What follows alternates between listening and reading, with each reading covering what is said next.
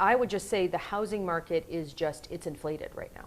It's just high wherever you look, whether it's rental or sales, it just is high. So when a listing, it's an interesting new strategy. People are actually listing properties on the sales side a little bit lower, and the bidding prices are going way, way up, like way up, 10, 20% over. And then on the rental market, we don't do the same thing. It isn't about, there isn't a bidding process. Instead, there is a rental rate set, and it depends on the level of interest, whether it rents. And so rental rates are being set very high. And believe it or not, people are willing to rent the properties at those prices. And so it is driving, if you research, well, what would my 2-bedroom, 2-bath rent for? And you go out on the market and you see 100 2-bedroom, 2-bath listed at a price that's inflated, you believe, per the market, your property should be listed at that same rate. And so it is just, and nobody knows, there's no public record of rental rates. When a lease is signed, we don't report that the way we report a sale.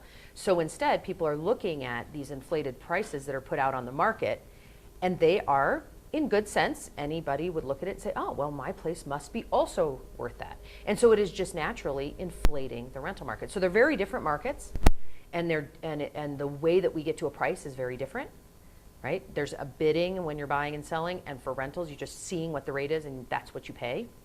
But both are inflated. And so it is just forcing people to rent beyond their means or continue to move further east and find places that are less expensive. Yeah. And we're seeing the prices increase year over year, but we also are seeing our occupancy rate is at 96%. So we don't have vacant properties. When we put something out there, it gets rented. In the market we are in, the most expensive properties rent first. The properties that are listed over 6, 7, 8,000 have the quickest applications and are rented the quickest. Why is that? We're not quite sure, other than a lot of people relocating here who have money, who cannot buy in the market because there's not enough inventory, but they want to live in a nice house, and those places fly off the market. It's extraordinary. We might recommend a price, and an owner might ask for it to be higher, and we would be astonished if they could rent it for that price. We put it on the market because we are representing them, we are their agent, and it rents for that price. And we are shocked.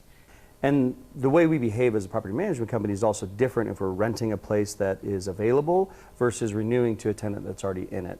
And so we really try to encourage our owners to keep tenants in their homes.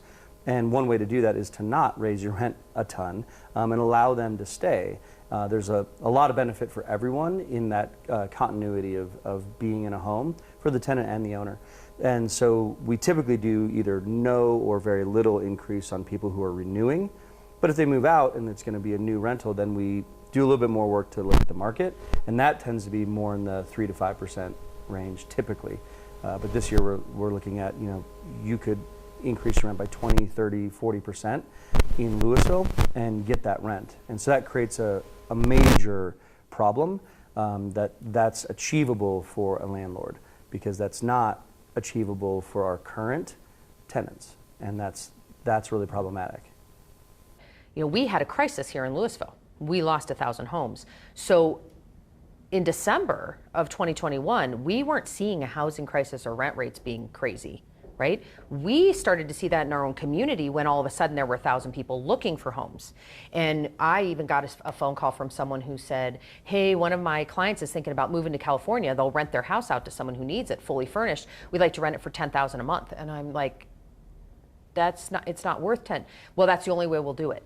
And now we have a second issue that's coming, which is not fire victims, but just people who are living in their homes, paying their rent, taking care of their space, are going to be evicted by rent increases because landlords know they can get higher rent.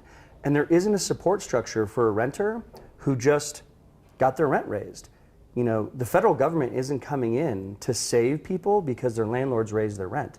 But we're going to have a second wave of displaced people in our community because they can't afford to pay the new rent rates. We don't have to be a part of this. Just because we can get 20% doesn't mean we should.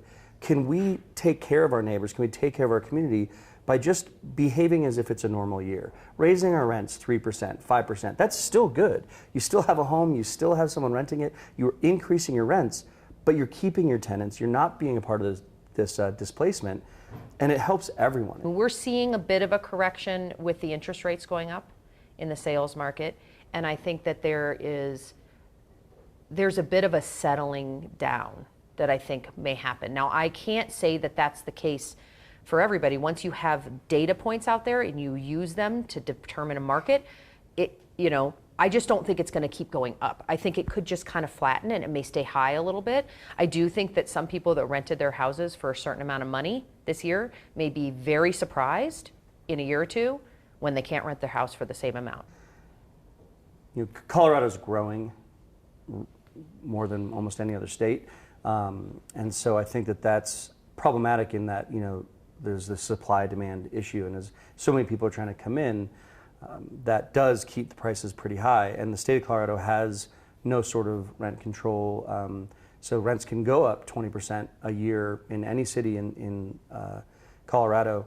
And so, I'm not sure if we're going to rely entirely on the free market and going to let people set their prices based on what people are willing to pay. I think we're going to see a really high rental market, and so I agree that I don't think this is going to keep going up and up and up and up at the rate it is. But this increase, I think, is going to hold for a while. It's going to be very hard to come back down. I do believe there will be more people choosing to live with people in order to reduce that cost. I think that people are being forced to relocate into areas where costs are still a little bit lower. They may look at new build areas and areas where they might be able to lock in a price and buy something further east. And again, that's the whole thing. You just got to go further east, but that changes people's lifestyles and the schools that their kids go to and all that sort of stuff. It causes displacement. It's a very vulnerable situation for renters right now. But one other option they could look at is trying to lock in longer lease terms. So, if they can lock in a 2-year lease term, even if it's a small graduated increase over time, might give them some sense of security. So that might be advice for a renter. Once you find a place, see if you can stay there for a while and secure that lease. I think there's something about community helping each other. The only people that can have an impact right now on the affordability of rental homes are the people that own these homes. And it's one of those sort of rich getting richer, poor getting poorer. We're having inflation all over the place. And so what an owner says is, well, my costs are going up, I'm going to increase my rent. But that puts 100% of this inflation cost on the tenant, who is not necessarily in the best position to take on all of that inflation. And so we're not going to make an impact by having the tenants do something different or having the people with the least resources change their behavior. We need people who have the resources and are in a good position to make conscious choices to be a part of this community and part of all these communities, and to benefit fairly but not unfairly, to not make every single penny that could possibly be squeezed out of a property, but to be a part of housing, to be a part of providing housing for our whole community.